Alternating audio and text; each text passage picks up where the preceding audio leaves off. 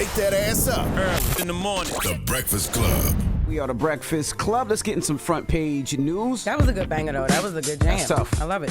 That is tough. That. Yes. Now, some quick sports. Game for the NBA Finals is tonight at 8:30 p.m. Eastern Time. Also, New England Patriots are going to unveil Tom Brady statue before the preseason game on August 8th. So Tom Brady's getting a statue out in New England. I can't wait to see how that statue looks, and that statue better be huge. I mean, if a man brings you 6 I agree. Super Bowl championships, Tom Brady probably need to have the biggest statue we've seen thus far, to be totally honest with you. Yeah, so he's going to get that statue. What up, Morgan? Hey, y'all. Hey, how we feeling on a Friday? Blessed, black, and highly favored. What's happening, Morgan? All right, love to hear it. Cheers to the freaking weekend. First on the front page, tensions are on the rise in the Middle East after Israel launched strikes against Iran's nuclear program. On the rise. It's going down. Yeah, it definitely is. So Israeli Prime Minister Benjamin Netanyahu spoke after what he called a preemptive offensive against military and nuclear sites inside Iran. The Israeli military said it had intelligence that Iran's nuclear program was reaching a point of no return, adding they were rushing towards a nuclear bomb, and their goal was to eliminate the threat. Now, Netanyahu said strikes against Iran will continue for as many days as it takes to remove that threat. Let's take a listen to his comments. For decades, the tyrants of Tehran have brazenly, openly called for Israel's destruction. They've backed up their genocidal rhetoric with a program to develop nuclear weapons. In recent years, Iran has produced enough highly enriched uranium for 9 atom bombs. So the commander-in-chief of Iran's Islamic Revolutionary Guard Corps was reportedly killed in the attack. Iranian state media reports General Hussein Salami was killed in the overnight strike, along with another IRGC general and multiple nuclear scientists. Israel's defense minister announced the country expects a retaliatory strike, and a state of emergency has been declared. Now, Secretary of State Marco Rubio says the U.S. was not involved in the strikes and added that the safety of our American troops in the region are the top priority for us. Meanwhile, President Trump will So Israel just went rogue?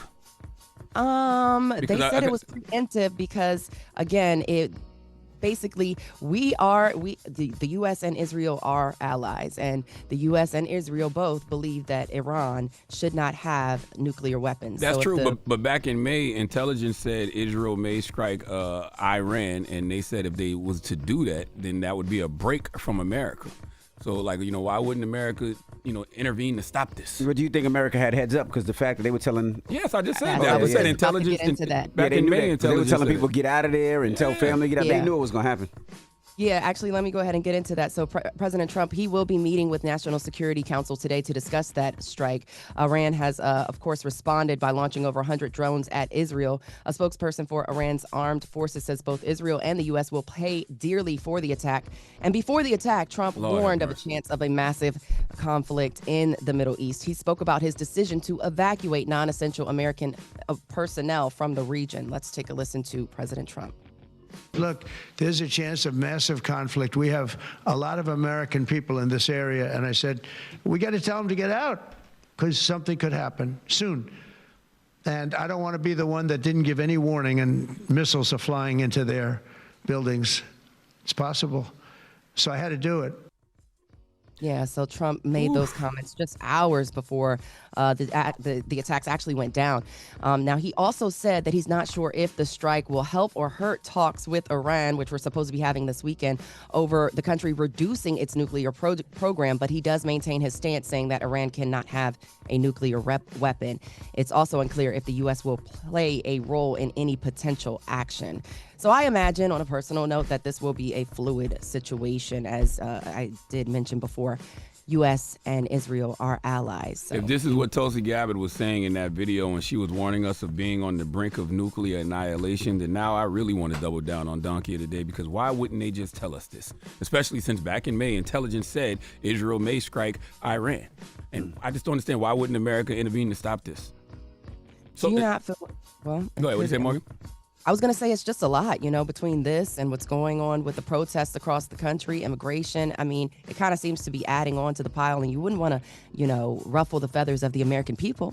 Well, so much for the promise of no war that Donald Trump made. He said there would be no conflicts under his watch.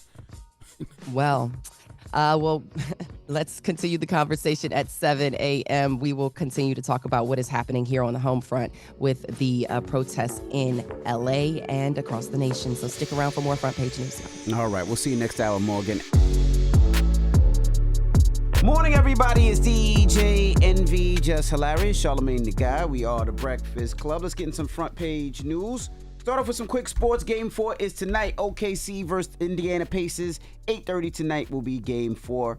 Now, also, New England Patriots are going to unveil Tom Brady's statue before the preseason game on August 8th. I can't wait to see that. I mean, literally, Tom Brady got to have one of the biggest, best statues we ever seen. I mean, one of the best statues I've ever seen, is Michael Jordan. You ever seen Michael Jordan? Yes. Outside what is it? No, I've never seen Michael. Yeah, What's the name of the stadium? Is it the United Center? No, it ain't the United Center. Maybe it is. I don't remember. But it's the Air Jordan. His logo, yeah. It's the logo, and it looks really, okay. really dope. Like, Tom Brady needs something like that. When you bring 6 championships to a franchise, come on, man. Possibly the greatest quarterback of all time. He got to have one of the best statues we ever seen. I can't wait to see what it looks like. Yep. What up, Morgan?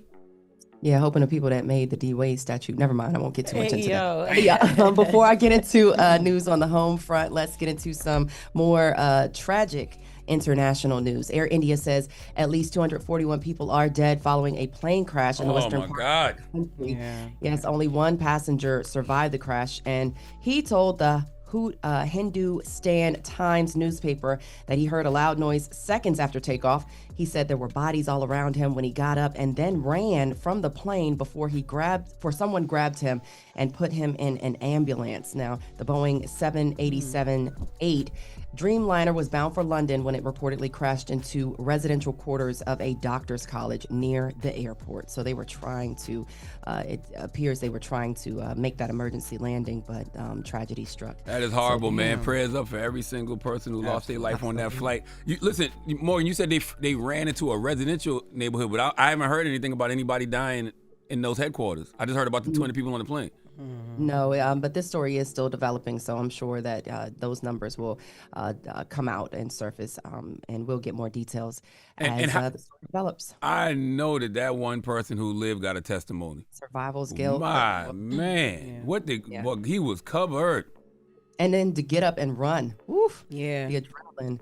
Yeah, but There was so many all right, reports. I heard he jumped off the plane right before it took off. I've heard so many different things, but the fact that he made it, Jesus. And how long was the plane in the air? Do we even know? That's what I'm saying. Like, not that's crazy. as of yet. No, no, I do not have those details as of yet. Dang.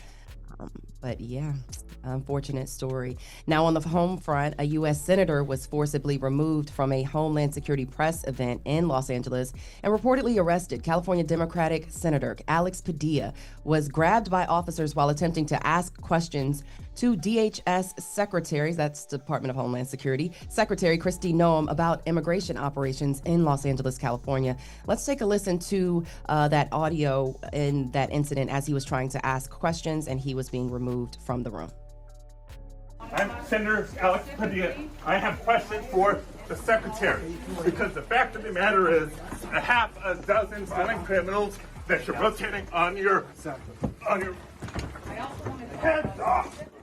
So Padilla shouted at Noem while being shoved out of the room. He was taken to the ground and handcuffed before he was released. Now it's unclear what charges the senator faces, if any. When asked about the incident, Noem said Padilla's actions were inappropriate, but the two spoke after the incident and will continue to have conversations. Let's take a listen to comments from DHS Secretary Kristi Noem. Coming into a press conference like this is political theater. It's wrong, and it does a disservice to this country and the people who live here. So we sat down, had a conversation. We probably disagree on 90% of the topics, but we agreed to exchange phone numbers. We'll continue to talk and share information, and I think that's the way it should be in this country. So Senator Padilla spoke to reporters saying he went to the event because he was looking for information from Homeland Security about the ongoing immigration operations in LA. Let's take a listen to Senator Padilla's comments. Several of my colleagues, have been asking the Department of Homeland Security for more information and more answers on their increasingly extreme immigration enforcement actions.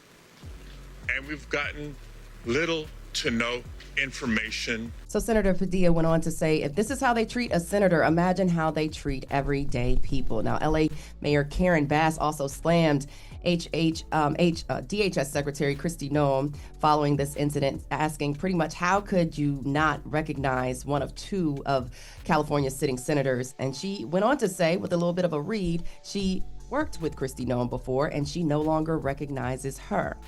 And yesterday, a federal appeals court paused a ruling that requires President Trump to return control of members of California's National Guard back to the state. A federal judge earlier in the day issued a ruling that halted the Trump administration's deployment of military troops in Los Angeles, writing that the federal government did not have the authority to nationalize California's National Guard. The new order, which comes from the 9th U.S. Circuit Court of Appeal, now puts a pause on that. And well, it's good. It's good to know courts are still working. It's good to know that there's, checks and balances. Will the administration listen, though, is the question.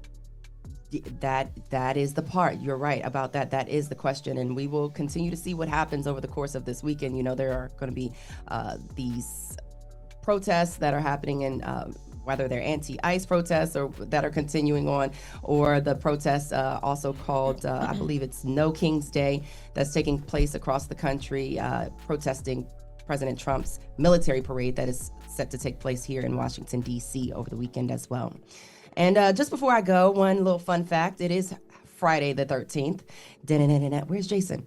So the day is associated with bad luck, though it's quite common. Last year, Friday the 13th came around twice. Next year, it's on the calendar 3 times. Nobody knows why the superstition started, but the fear of the number 13 runs deep in our American culture, that over 80% of high-rise buildings do not have a 13th floor. Some hotels refuse to have a room 13, and some airports don't have a gate 13. The superstition also triggered a popular horror movie franchise that has made billions of dollars over the course of 12 movies. So just a little fun fact on Friday the 13th. I hope you guys are staying safe and you enjoy the day and the weekend. I bet you wouldn't turn down $13 million. Nope. Period. You wouldn't turn down 1,300 right now. Okay. That's your front page news. I'm Morgan Wood. Follow me on socials at Morgan Media. That's MorgynMedia. And for more news coverage, follow at Black Information Network. Download the free iHeartRadio app and visit us at BINnews.com. Thank y'all so much. Have a great weekend. Wake that ass up. Early in the morning. The Breakfast Club.